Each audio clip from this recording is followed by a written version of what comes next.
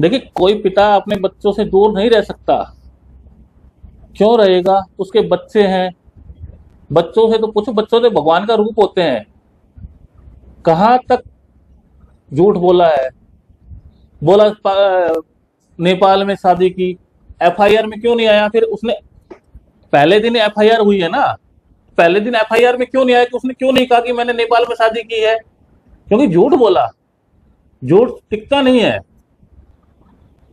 नेपाल के लोगों के लिए वीजा की जरूरत नहीं है। ये नहीं है कि नेपाल के रास्ते से आने पर वीजा की जरूरत नहीं है। नेपाल के लोगों के लिए वीजा की जरूरत नहीं है। अब ये तो जो इन्वेस्टिगेटिंग ऑफिसर है वही बता सकते हैं कि उन्होंने अब तक क्या, एटीएस इसकी जांच कर रही है, एटीएस क्यों टाइम लगा रही है, किस लिए लगा रही है, वही बता सकती है कि उन्होंने किस वजह से ऐसे मुद्दों में पर जानकारी जुटाने में और एविडेंस कलेक्ट करने में टाइम लग जाता है थोड़ा सा। लेकिन इस केस में कुछ ज्यादा ही टाइम लग गया है। कौर जी बिल्कुल जाएगी, बिल्कुल जाएगी, 100% जाएगी। कुल बहुत जल्द जाएगी, बहुत जल्द, ज्यादा टाइम नहीं लगेगा इसको जाने में। बिल्कुल बहुत जल्द जाएगी, कोशिश पूरी है। 29 अगस्त को हम इस केस में पीआईएल डाल देंगे। 29 अगस्त को, 29 अगस्त से 30 अगस्त नहीं होगी, 30 अगस्त नहीं होगी, 29 को डाल देंगे, क्योंकि हमारी तैयारी पूरी हो चुकी है। सब कुछ पूरा हो चुका है, इसमें कुछ बाकी नहीं रहा है। सब कुछ कंप्लीट है। बस इसको थोड़ा सा फ्रेम में करके फाइल को सबमिट करना है। चलिए एक बात बताइए, जितने भी व्यूअर्स हैं, अगर सीमा निकल जाएगी तो कैसा लगेगा?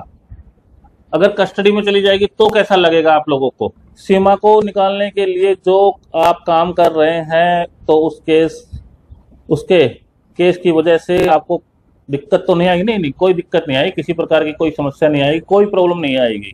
बिल्कुल सोना जी, बच्चों का कोई भविष्य नहीं है भारत में। जहां से आए वहां जाना ही चाहिए। बिल्कुल राइट है। देखिए, अगर बच्चे बड़े भी हो जाएंगे तो ये बातें कहीं ना कहीं खड़ी रहेंगी कि वो हमारे देश के नागरिक नहीं है।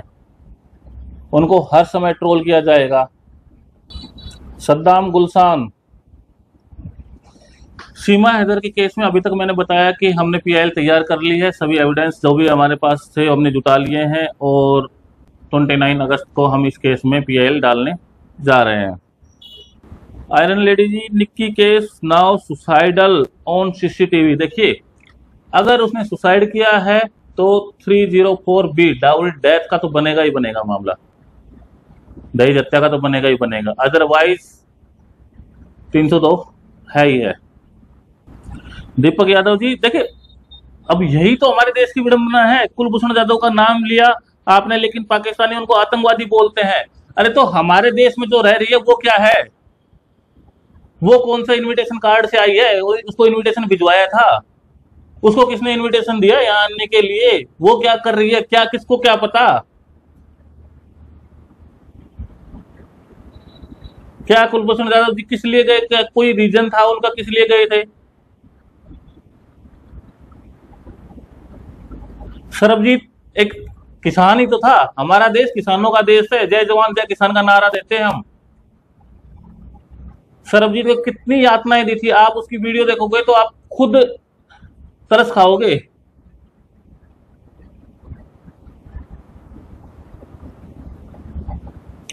लक्ष्मी देवी जी नमस्कार।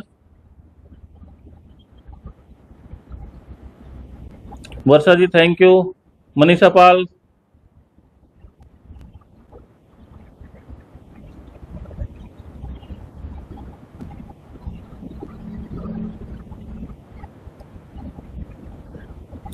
जरा खान जी, देखिए हम अपनी बात अपने ऑनरेबल कोर्ट तक पहुंचा रहे हैं। बाकी जो बोलेंगे उनका काम है बोलने का। हमें कोई फर्क नहीं पड़ता कि क्या करना है क्या नहीं, कोई टेंशन नहीं लेना।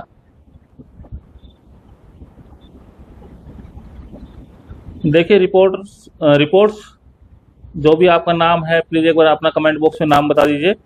चार्जशीट की जरूरत पड़ेगी या नहीं पड़ेगी ये बाद का इश्यू है। ऑनरेबल कोर्ट उनसे चार्जशीट मंगवा भी सकता है, डायरेक्शन भी दे सकता है।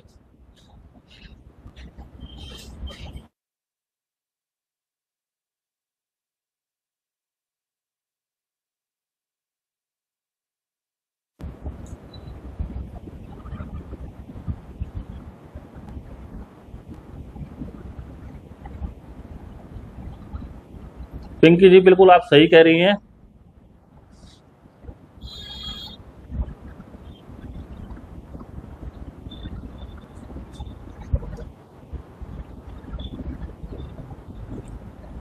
तो काफी देर हो चुकी है लाइव जुड़े हुए, तो अब 5 मिनट और आप लोगों से बातें करते हैं, उसके बाद मैं आप लोगों से इजाजत लूंगा।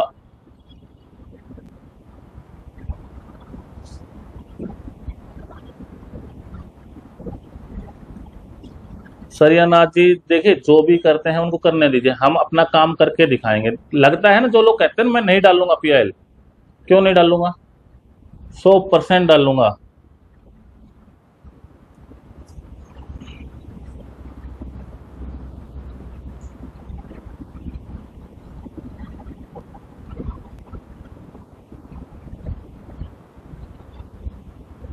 देखिए विकास जी, ये किसी देश से जवाब मांगने का मुद्दा नहीं है। मुद्दा है कि हमने क्या किया, हम क्या कर रहे हैं।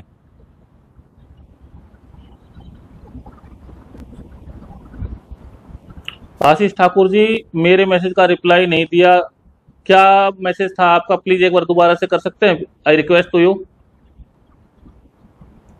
और देखिए, जब कुछ लोग मेरे दोस्त कश्मीर से भी हैं, कुछ अलग अलग जगह से भी हैं, उनके बोलने का लहजा अलग है, पाकिस्तान के हस्बैंड का लहजा, बोलने का लहजा अलग है, बातें करने का तरीका अलग है, तौर तरीका अलग है, लेकिन इसको देखकर लगता ही नहीं कि वो पाकिस्तान से आई है। ऐसा लगता है कि ट्रेंड किया गया है इसको।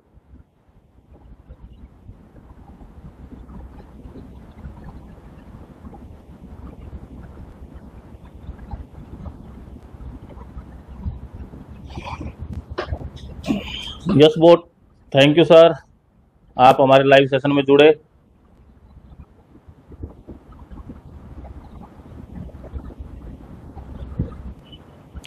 उसको देखकर, उसकी बातों को देखकर लगता नहीं, हमें कभी नहीं लगता कि वो इतनी अच्छी हिंदी बोलती है, कुछ कुछ वर्ड इंग्लिश के बोलती है, कुछ बातें ऐसे बोलती है कि ऐसा लगता है कि कोई 5वीं पास बंदा बोल ही नहीं सकता।